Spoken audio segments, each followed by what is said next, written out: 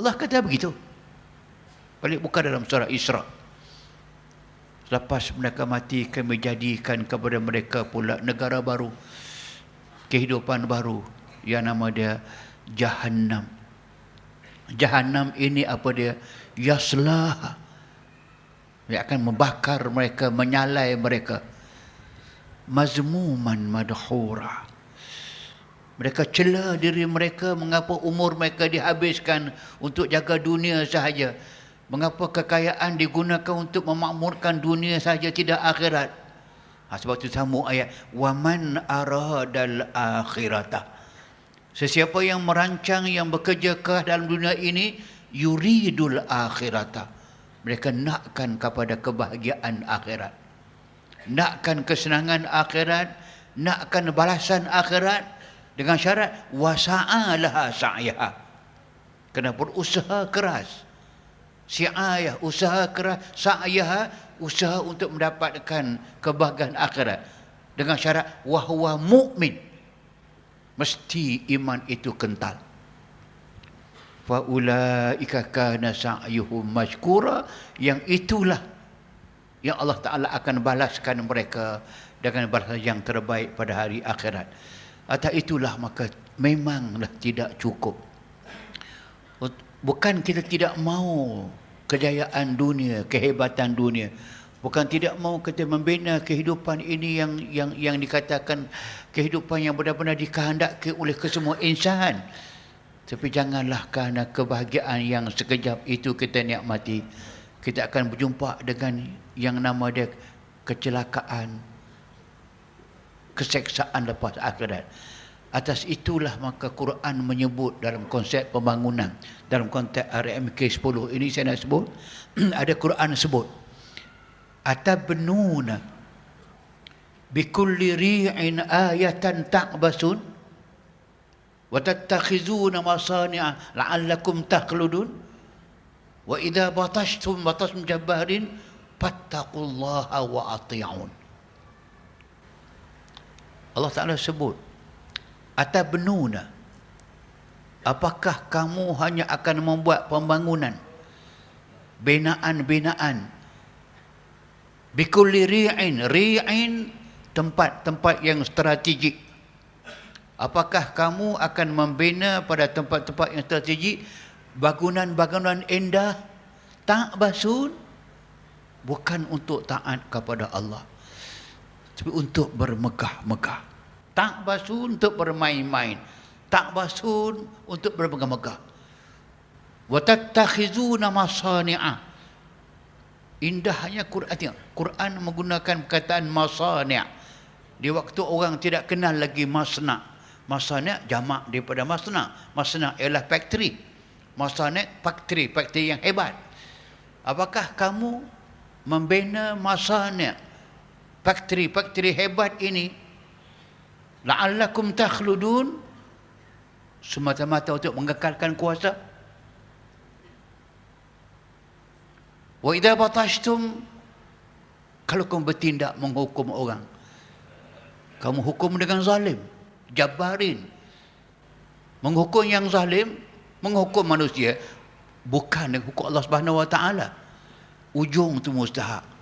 Fattaqullaha wa ati'un, takutlah kepada Allah dan taatlah kepadanya. Itu yang akan menjaminkan RMK ke, pembinaan apa dan sebagainya akan berjaya dunia, berjaya kepada akhirat. Jangan lari daripada panduan Al-Quran demi kebaikan insan dunia sampailah kepada akhirat. Aqulu qawli hadza, sallallahu azim li wa lakum, wassalamualaikum warahmatullahi wabarakatuh. Terima kasih Profesor Dato' Harudin. Alhamdulillah tuan-tuan dan puan, ya, itulah seruan yang akhir daripada Dato' Harudin, ya. Maknanya kita mestilah takut kepada Allah dan hanya saja taat kepada Allah Subhanahu wa taala. Itulah inti dakwah. Itulah yang kita mesti usahakan. Dan untuk bulan depan ni, sebelum saya pergi yang terakhir kepada Ustaz, bulan depan ni tuan-tuan, sebagai satu-satu yang praktik mesti tuan-tuan lakukan, sebab tanggungjawab dakwah ini adalah fardu ain hukumnya. Boleh tak tuan-tuan malam ni Tuan-tuan guna SMS untuk bulan depan, minggu kedua, hari Sabtu malam Ahad, tuan-tuan SMS-kan kepada 20 teman yang lain. Dan pastikan isteri dan anak-anak dalam lingkungan tuan-tuan dibawa dalam majlis ini.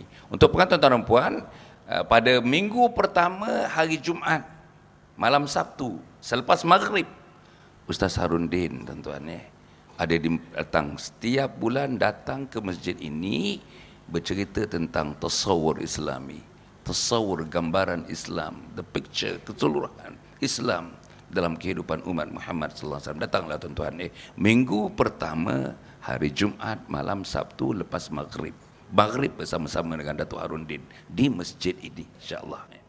Tuan-tuan dan puan mati sekalian, saya nak pergi kepada yang terakhir juga dalam masa 5-6 minit begitu kan Ustaz kalau kita baca inti ayat surah Bismillahirrahmanirrahim, idza jaa nasrullahi wal fath wa ra'aitan nasa yadkhuluna fi dinillahi afwaja fasabbih bihamdi rabbika wastaghfir innahu kana tawwaba. Merakamkan peristiwa yang sangat besar bila Nabi dengan hampir 600 orang berjaya masuk ke kota Mekah, tuan-tuan dan puan, dan diisytiharkan sebagai satu bentuk kemenangan yang sangat hebat dalam perjuangan menegakkan agama Allah Subhanahu wa taala ini. 23 tahun, 13 tahun di Makkah, 10 tahun di Madinah. Kita dengan tuan-tuan dan puan dengan seluruh limitasi, berbagai-bagai limitasi. Tak ada TV, tak ada radio, tak ada internet, tak ada kapal terbang, tak ada kereta, tak ada bas, tak ada keretapi, tak ada duit, tak ada kelengkapan. Seluruhnya sangat daif kehidupan mereka. Tapi mereka telah berjaya. Saudara-saudara memberikan satu kemenangan besar kepada perjuangan menghidupkan agama Allah Subhanahu wa taala kepada tiap hati sanubari dan langkah dan kehidupan umat ketika itu. Kita ni dah 50 tahun, mungkin lebih daripada 50 tahun sejak British dulu lagi. Sudah berapa puluh tahun dah. Saudara-saudara tak berjaya lagi. Makin teruk, makin teruk, makin teruk, makin teruk. Beberapa minggu yang lepas kami berjumpa dengan duta-duta tuan-tuan. Duta Australia bagi tahu kita, dia kata orang Australia enggan menanam modal di Malaysia ini, takut dia kata keadaan jenayah, keadaan kemungkaran yang begitu hebat. Takut orang Australia nak menanam modal, nak berniaga di Malaysia ini. Itulah di antara sebabnya agaknya gambaran bahawa dakwah tidak dapat berkembang dengan hebat di bumi Malaysia ini. Saya nak tanya kepada Ustaz yang akhir ni Ustaz Ustaz apa agaknya lagi apa agaknya satu perkara saya nak tanya Ustaz, rahsia kepada Nabi dan para sahabat ketika itu yang dapat membawakan suasana kemenangan, angin taufan kemenangan kepada Islam yang begitu hebat dalam jarak masa yang sangat singkat sebelum Nabi diwafatkan itu Ustaz. Sila Ustaz. Soalan yang begitu besar, patutnya orang besar yang jawab. Tuan-tuan sekalian, kemenangan yang disebut idza jaa nasrullahi wal fath, kita menang ada syarat-syarat. Allah nak tolong. Kalau kita berdakwah main-main, kita sebut ini agama Allah, nanti Allah tolonglah. Sebenarnya nak tolong ni ada syarat-syarat dia. Dan syarat-syarat ini sudah pun dipenuhi oleh sahabat-sahabat, terutama Ar-Rasul sallallahu alaihi wasallam. Bila cukup syarat, Allah bantu. Dan syarat dia antara syarat yang kita dengar intan surullah yang surkum satu. Yang kedua, satu hari Nabi berjalan dengan Ibnu Abbas umur 9 tahun. Dia jalan, ayat dia panjang, simple ayat dia.